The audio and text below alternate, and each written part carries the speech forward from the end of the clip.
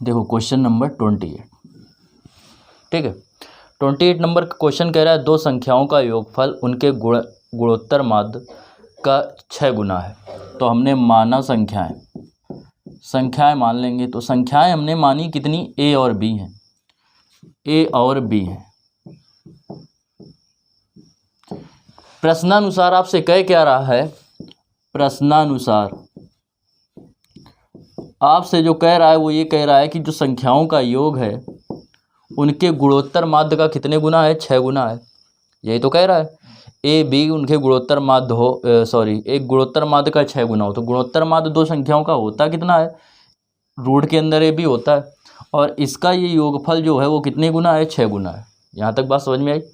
तो देखो इनका समांतर माध्य आपसे कितना कह रहा है, इतना दे रहा है, ठीक है। यहाँ तक बात समझ में आई कि नहीं। ये गुणोत्तर माध्य कह रहा है दो संख्या हमने ए और बी मान ली, ए और बी का जो योगफल है दोनों संख्याओं का वो उसके गुणोत्तर माध्य का 6 गुना है, तो इसका 6 गुना कर दिया। यहाँ तक बात क्लियर हो गई। इसके बाद देखो ये a प्लस बी दे रहा है, इसमें हम 2√2 इस तरफ जोड़ दें, 2√ab इस तरफ जोड़े दे रहे हैं।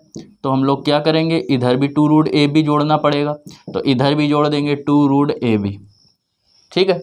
अब जब ऐसा किया तो ये आ जाएगा a plus B plus 2√ab।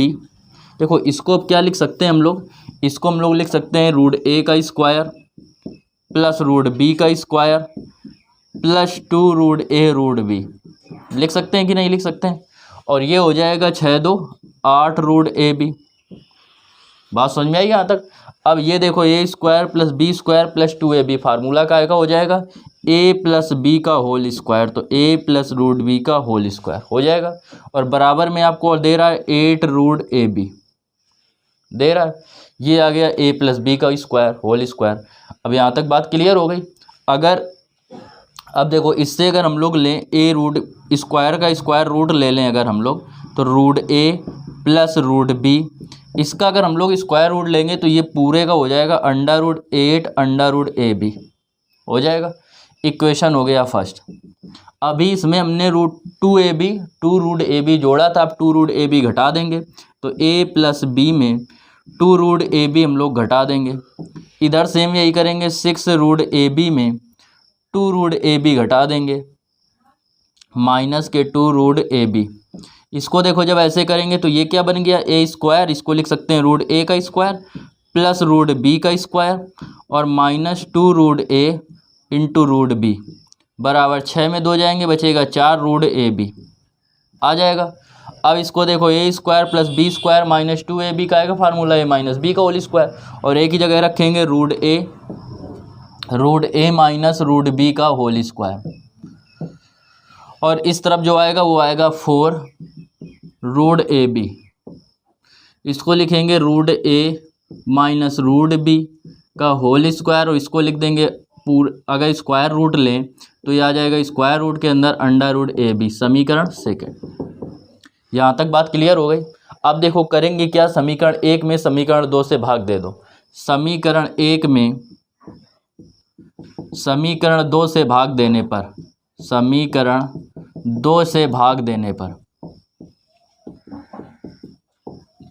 जब समीकरण 2 से भाग देंगे तो समीकरण 1 आया था आपका √a प्लस √b, और इसका LHS आ रहा है √a माइनस √b बराबर इसका जो आ रहा था, इसका आ रहा था इस तरफ कितना, अंडर रूट के भीतर 8√ab, तो 8√ab को लिख सकते थे, इसको हम लोग √2 इंटू रूट के अंदर जब 2 बाहर हो गया रूट का पूरा तो यहाँ 4 बचेगा, तो बचेगा 4√ab अपॉन नीचे लिखेंगे ये तो √4√ab, ये पूरा का पूरा कैंसिल हो गया, ठीक है। अब ये आ जाएगा √a plus √b upon √a minus √b बराबर √2/1 हो गया। अब देखो योगानुपातिक नियम लगाएंगे, योगानुपातिक नियम, योगानुपातिक नियम, योगानुपातिक नियम में क्या होता है, यहाँ तक समझ में आ गया, ठीक है। इसको हम रब किए दे रहे हैं।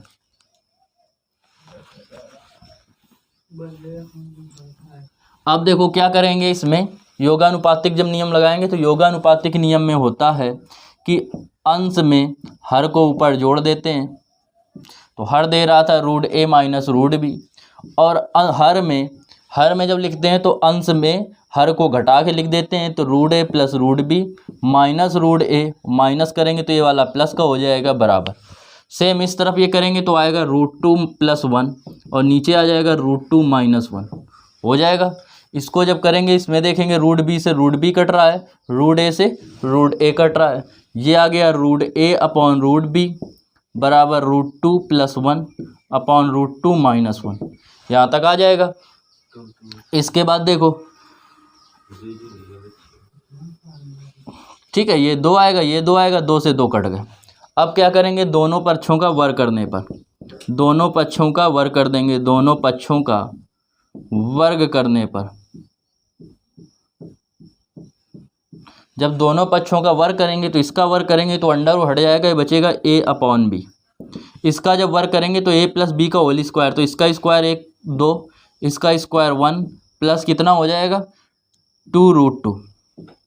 इधर करेंगे इसका तो दो प्लस एक माइनस टू रूट टू, तो आ गया ए अपॉन बी बराबर three plus two root two upon three minus two root two. आपसे कह रहा था सिद्ध कीजिए कि संख्याओं का जो अनुपात होगा वो होगा three plus two root two अनुपात three minus two root two होगा, और यही इस क्वेश्चन का में जो प्रूफ करना था वो हमारा आ गया। समझ में आ गया। देखो 29 नंबर क्वेश्चन में आपसे कह रहा है यदि ए तथा जी दो धनात्मक संख्याओं के बीच क्रमशः समांतर माध्य और गुणोत्तर माध्य हों तो सिद्ध करना है कि संख्याएं ए प्लस माइनस अंडर रूट के भीतर एक कोष्टक में ए प्लस बी और एक कोष्टक में ए माइनस जी होंगी। अब देखो, माना वही तरीका मानेंगे संख्याएं, तो संख्याएं हम लोगों ने मान ली ए और बी हैं, तो प्रश्नानुसार आपसे कह क्या रहा है कि इनका जो है समांतर माध्य है, समांतर माध्य वो दे रहा है कितने के बराबर, ए के बराबर, तो ए प्लस बी अपॉन टू बराबर ए हो गया। तो इससे अगर हम लोग ए प्लस बी बराबर निकालें तो क्या आएगा, टू ए आ जाएगा। समीकरण क्या आ गया, फर्स्ट। फिर इसके बाद गुणोत्तर माध्य दे रहा है, तो गुणोत्तर माध्य जब हम लोग निकालेंगे तो जो गुणोत्तर माध्य हमारा आता है वो आता है अंडर रूट ए बी, और ये बराबर किसके दे रहा है, जी के, ये दे रहा है जी के बराबर। इससे अगर हम लोग क्या करें, इसका स्क्वायर करें तो ए बी बराबर किसके हो जाएगा, जी स्क्वायर के हो जाएगा। समीकरण आ गया क्या, सेकंड, या इसको अभी सेकंड ना लो। यहाँ तक बात तो समझ में आ गई। अब हम लोग निकालेंगे ए माइनस बी का होल स्क्वायर, और ए माइनस बी का होल स्क्वायर होता है ए प्लस बी का whole square minus four A B. देखो इसको चाहे सॉल्व करके, इसको अगर हम लोग सॉल्व करेंगे A square plus B square plus two A B, और ये माइनस फोर ए बी, तो माइनस के फोर ए बी में से अगर टू ए बी खत्म हो जाएंगे, घटा देंगे तो क्या बचेगा, माइनस के टू ए बी बचेगा। ठीक है, तो ये काय का फार्मूला बन गया ए माइनस बी का होल स्क्वायर, मतलब कि हम ए माइनस बी स्क्वायर के बराबर हम ये लिख सकते हैं क्योंकि यही बराबर इसके आ रहा है। तो देखो क्या करेंगे अब, तो ये आ गया ए माइनस बी का होल स्क्वायर। अब ए प्लस बी के होल स्क्वायर की जगह रखेंगे, ए प्लस बी की जगह रखेंगे टू ए, तो टू ए का स्क्वायर हो जाएगा minus four A B, four into A B की जगह रखेंगे जी स्क्वायर, तो आ जाएगा ए माइनस बी का होल स्क्वायर इक्वल ये आएगा कितना, four A square minus four G square हो जाएगा। अब इससे अगर हम लोग ए माइनस बी का होल स्क्वायर बराबर दो कॉमन लेंगे तो बचेगा ए स्क्वायर माइनस चार कॉमन लेंगे हम लोग तो बचेगा A square minus ji square. Square root लें तो ए माइनस बी बराबर आएगा, चार का स्क्वायर रूट दो हो जाएगा, इसका स्क्वायर रूट हो जाएगा अंडर रूट ए स्क्वायर माइनस जी स्क्वायर। समीकरण ये हो गया सेकंड, ये था समीकरण फर्स्ट। अब आपको ए और बी के मान ज्ञात करना है, तो क्या करें, सबसे पहले समीकरण ए और फर्स्ट और सेकंड को जोड़ने पर, समीकरण एक व दो को जोड़ने पर, समीकरण एक और दो को जब जोड़ेंगे तो ये दे रहा था इस तरफ ए प्लस बी, और ये बराबर था कितने के, टू ए के। इसमें जब हम लोग करेंगे तो क्या आएगा, ए माइनस बी, तो ये ए माइनस बी और बराबर कितने के दे रहा है, टू अंडर रूट के अंदर ए स्क्वायर प्लस जी स्क्वायर, ए स्क्वायर माइनस जी स्क्वायर। इसमें ये क्या होगा, ये कट जाएगा, ये बचेगा आपका 2a। इन दोनों में 2 कॉमन ले लेंगे तो ये ऊपर था a और ये प्लस हो जाएगा √a² माइनस g²। 2 से 2 कैंसिल, तो a का जो मान आया, स्मॉल a का जो मान आएगा वो आएगा a plus √a² minus g²। तो ये तो आ गई आपकी पहली संख्या।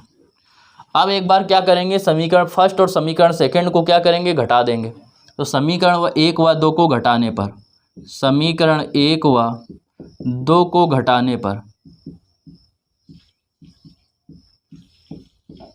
समीकरण 1 व 2 को जब घटाएंगे तो एक दे रहा था a प्लस बी बराबर 2a और ये दे रहा है a माइनस बी बराबर 2√a² माइनस g²। तो देखो ये तो कट जाएगा, जब घटाएंगे तो चिन्ह बदलते हैं, ये माइनस, ये प्लस, ये माइनस, ये कट गया, प्लस प्लस 2b, इसमें 2 कॉमन लेंगे तो आएगा a minus √a² minus g²। ये 2 से 2 कैंसिल हो गया, तो b का जो मान आया वो आ गया a minus √a² minus g²। तो a भी आपको पता चल गया और b भी पता चल गया। आपसे आंसर में यही कह रहा था कि जो संख्याएं होंगी, संख्याएं वो क्या होनी चाहिए, a प्लस माइनस, मतलब पहले में प्लस हो दूसरे में माइनस हो, √a² माइनस g² होनी चाहिए। तो यही हमारा आ गया आंसर और यही हमें प्रूव करना था, प्रूव हो गया। समझ में आ गया अच्छे से। देखो 30 नंबर क्वेश्चन, 30 नंबर क्वेश्चन में आपसे कह रहा है किसी कल्चर में बैक्टीरिया की संख्या प्रत्येक घंटे पश्चात दोगुनी हो जाती है, प्रत्येक घंटे में हो जाती है दोगुनी, ठीक है। अब इसके बाद कह रहा है कि यदि प्रारंभ में उसमें 30 बैक्टीरिया उपस्थित थे तो बैक्टीरिया की संख्या दूसरे, चौथे तथा n घंटों बाद कितनी होगी। तो देखो प्रारंभ में जो बैक्टीरिया थे, प्रारंभ में प्रारंभ में जो बैक्टीरिया थे वो कितने थे, 30 थे। अब देखो कह क्या रहा है 2 घंटे बाद, तो 2 घंटे बाद निकालेंगे। तो देखो 30 तो थे ही, ठीक है, और प्रत्येक घंटे कितने हो रहे हैं, दोगुने हो रहे हैं, तो 2 घंटे बाद कितने हो जाएंगे, 2 की पावर 2 हो जाएंगे। तो 2 की पावर 4 और 4 के इसमें गुणा करेंगे कितना आएगा, 120 बैक्टीरिया हो जाएंगे। बात समझ में आई। इसके बाद कह रहा था, ये तो फर्स्ट कंडीशन दे रहा था, सेकंड कंडीशन में कह रहा है कि चौथे घंटे कितने हो जाएंगे। तो चौथे घंटे निकालेंगे, मतलब 4 घंटे बाद। जब 4 घंटे बाद निकालेंगे तो कितने थे, 30 थे, ठीक है। 30 का कितना हो जाएगा, 2 की पावर कितने हो जाएंगे, 4 हो जाएंगे, और 2 की पावर जब 4 करेंगे तो कितना आएगा, 16 और 16 48, 480 अब हो जाएंगे, ठीक है। इसके बाद कह रहा है आपसे कि n घंटे बाद कितने होंगे, थर्ड कंडीशन में n घंटे बाद। तो n घंटे बाद जब निकालेंगे तो कितने आएंगे, 30 गुणा 2 की पावर n, ठीक है। ये हो जाएगा इसका आंसर। देखो 31 नंबर क्वेश्चन कह रहा है 500 रुपये की धनराशि 10% वार्षिक चक्रवृद्धि ब्याज की दर पर 10 वर्षों बाद क्या हो जाएगी। तो 500 रुपये की धनराशि है, तो धनराशि आपको दे रहा है 500 रुपये, दर जो दे रहा है वो दे रहा है 10%, समय आपको दे रहा है 10 वर्ष,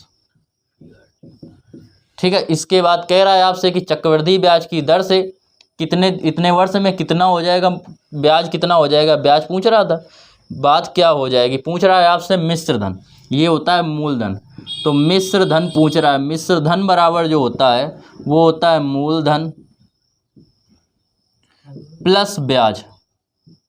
अब चक्रवृद्धि ब्याज है तो चक्रवृद्धि ब्याज का देखो मूलधन तो दे रहा था 500, और चक्रवृद्धि ब्याज का जो फार्मूला होता है वो होता है मूलधन मतलब प्रिंसिपल, ब्रैकेट में 1 + r/100, ये है r, ये है p और ये है टाइम, और इतने की पावर कितनी लिख देते हैं, टाइम जितना समय दिया गया हो। तो देखो ये तो हो गया 500, ये भी हो गया 500, ये 1 प्लस यहाँ पे कितने रखेंगे 10/10 100, और की पावर टी कितने था 10 वर्ष, 0 से 0 कट गए, 500 + 500, 10 × 11, 10 × 10 और 1 कितने हो जाएंगे 11, 11/10 की पावर कितनी हो जाएगी 10। तो यह 500 कॉमन ले लो और यह आप यही आंसर छोड़ दो, 500 अगर कॉमन लेंगे तो 500 कॉमन लेंगे तो आएगा 1 + 11/10 की पावर 10 और ये हमारा आंसर हो जाएगा। देखो 32 नंबर क्वेश्चन कह रहा है यदि किसी द्विघात समीकरण में के मूलों के समांतर माध्य तथा गुणोत्तर माध्य क्रमशः 8 तथा 5 हैं तो द्विघात समीकरण ज्ञात कीजिए। तो हमने माना मूल, द्विघात समीकरण के मूल जो हमने मान लिए वो मान लिए अल्फा और बीटा है। आपसे कह रहा है कि इनका समांतर माध्य जो दे रहा है मूलों का वो आपको दे रहा है कितने के बराबर है, 8 के बराबर है। तो समांतर माध्य का जो फार्मूला होता है वो क्या होता है, a + b मतलब अल्फा + बीटा अपॉन 2 बराबर 8 के। 2 का इधर गुणा हो जाएगा तो अल्फा + बीटा बराबर आ जाएगा 8 दूनी 16 के। यहाँ तक बात आ गई समझ में। इसके बाद कह रहा है इनका गुणोत्तर माध्य, तो इनका निकालेंगे गुणोत्तर माध्य। गुणोत्तर माध्य जब निकालेंगे तो गुणोत्तर माध्य आपको दे रहा है 5 के बराबर और गुणोत्तर माध्य होता है √ab, तो a की जगह रखेंगे अल्फा, b की जगह बीटा बराबर 5 के। अगर वर्ग कर दें दोनों का तो इधर √ हट जाएगा, इधर करेंगे क्या आएगा 25, तो अल्फा × बीटा बराबर आ गया 25। आपसे कह क्या रहा है दो घात समीकरण या द्विघात समीकरण ज्ञात कीजिए, क्वाड्रेटिक इक्वेशन। तो देखो द्विघात समीकरण का फार्मूला क्या होता है, द्विघात समीकरण का जो फार्मूला होता है वो होता है x² - alpha + beta × x, alpha + beta × x plus alpha × beta बराबर 0। x² - अल्फा + बीटा कितना दे रहा है 16, तो यहाँ पे 16 रखेंगे तो आएगा 16x प्लस अल्फा × बीटा बराबर कितने की आ रहा है 25 के, तो यहाँ पे रख देंगे 25 बराबर 0। यही इस क्वेश्चन का हो जाएगा आंसर। क्लियर।